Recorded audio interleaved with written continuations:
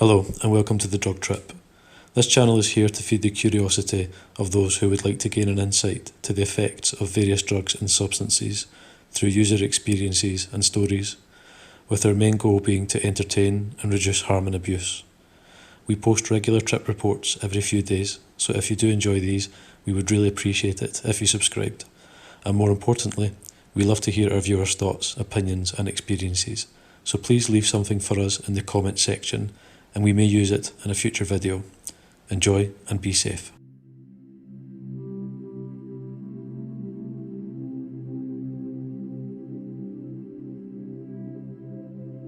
It was Christmas Eve, and my partner and I had decided to spend it away from our families and closer to nature. We had travelled out of the town to our favourite spot. It was a hot summer day, but you could feel it in the air that in the afternoon we would likely have a thunderstorm.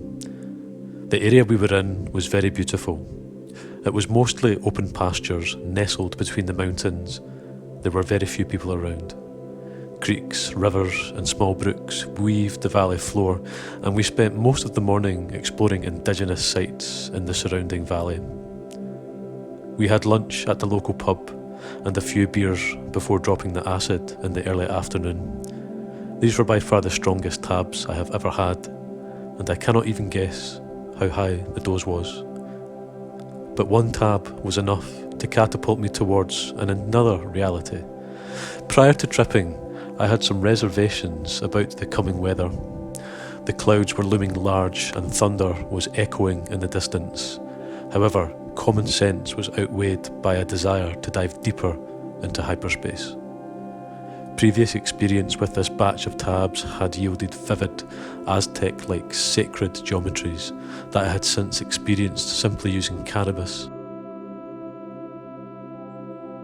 As we dozed up and rolled out the picnic blanket, we sat watching some cattle graze in an adjacent field.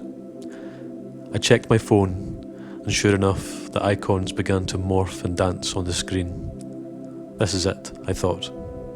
As the trip really started to accelerate, I had a feeling that I was heading into an alien unknown. It was at this point the storm begun.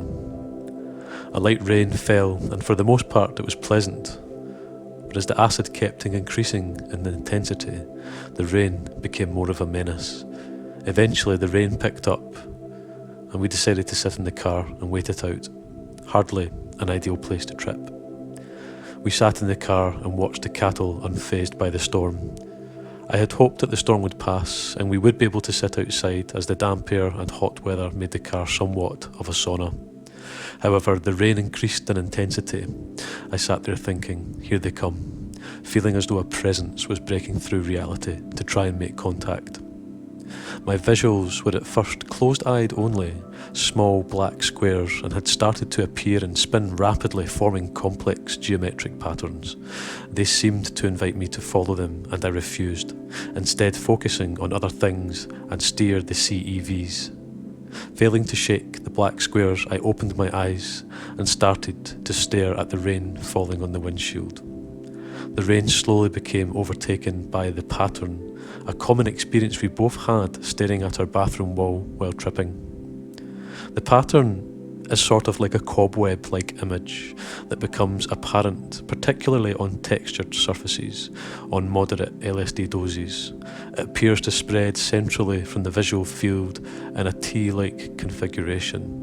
Prolonged focusing on the pattern tends to increase its intensity, and slowly it spreads to fill the visual field entirely and interact with the surrounding environment.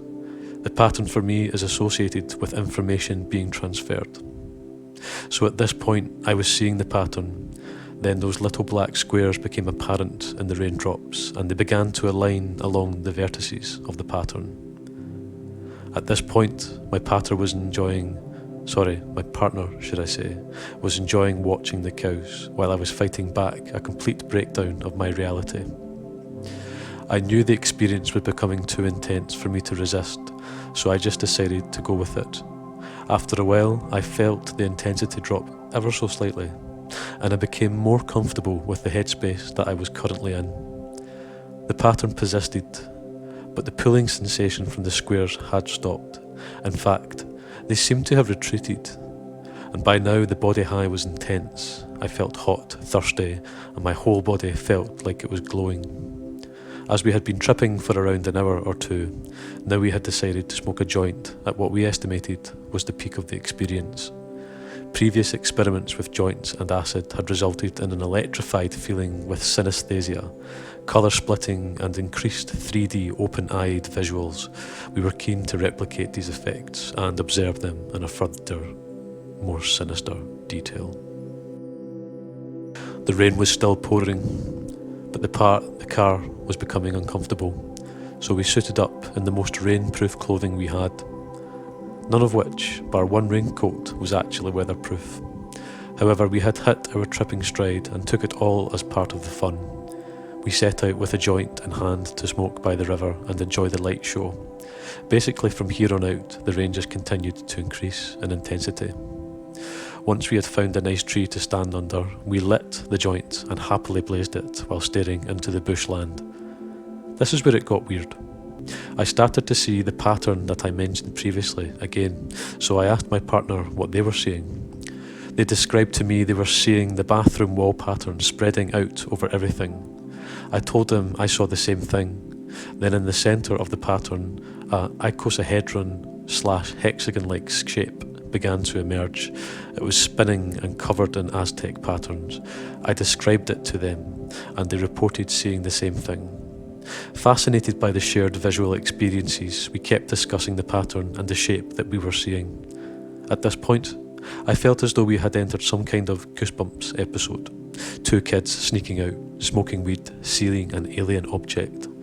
This, though, really stuck in my mind and basically consumed my reality from here on out. As we observed the visual phenomena, I noticed that the shape had begun replicating, and now it formed a grid. My partner also reported seeing this grid emerge. We kept relaying it to each other, our experiences and what we were observing.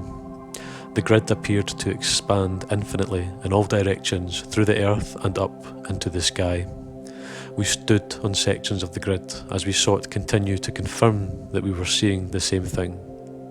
As we continued to examine the visual phenomena, we both saw a black square emerge from the centre of a section on the grid. I asked my partner what they made of it, and they said it was everything. All religion, all life, all beliefs, all things. I confirmed that that was the same impression that I was getting. At this point, I had a flash where I could see a torus with lights ascending and descending it. It was a representation of the cycle of life and death and the infinite nature of existence and consciousness. As the flash passed, the black square became much larger and formed a tunnel. At this point, we decided to move on, because we were both getting rather tripped out and felt like we were being beckoned by the grid. We also realised that we were soaked from the rain and should probably find shelter. As we turned to walk back along the road to the campsite, I observed the grid in the sky, but in the sky between two mountains there was a large icosahedron. It stood out of the grid and took on a significance of its own in my mind. On this return walk, things became more and more intense. The pooling water on the ground was glowing green, blue and magenta. It appeared that these three colours were being projected off everything around us and were streaming into our bodies. The colours were made up of small packets of hollow squares that spun in response to external sounds. It was at this point I felt like we were being followed by something. I had an unshakable feeling that there was an object floating above us, like that green spinning gem from The Sims, or something like that, and it was trying to communicate with us. We headed back to the campsite and took shelter under a pagoda. I was now in full trip mode, teetering on the edge of reality and ego. We stood holding each other, trying to look as straight as possible. We both felt as though we were ascending, that we were about to take off and go somewhere else, somewhere completely different and somewhere completely alien. And by now, I had completely bought into my alien abduction narrative. Piecing together the puzzle that we had found ourselves in, we had gone camping in bad weather conditions, ill-prepared, dressed in inappropriately, and had taken psychedelics. I thought to myself, maybe this is it. This is how you exit your reality.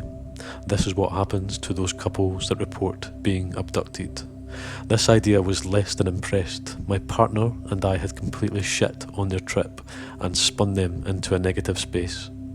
As for me, I was convinced that we were about to be abducted by aliens. Behind my head, I could feel them. It felt as though sharp, surgical instruments were probing my mind. Crunching, grinding sounds filled my skull.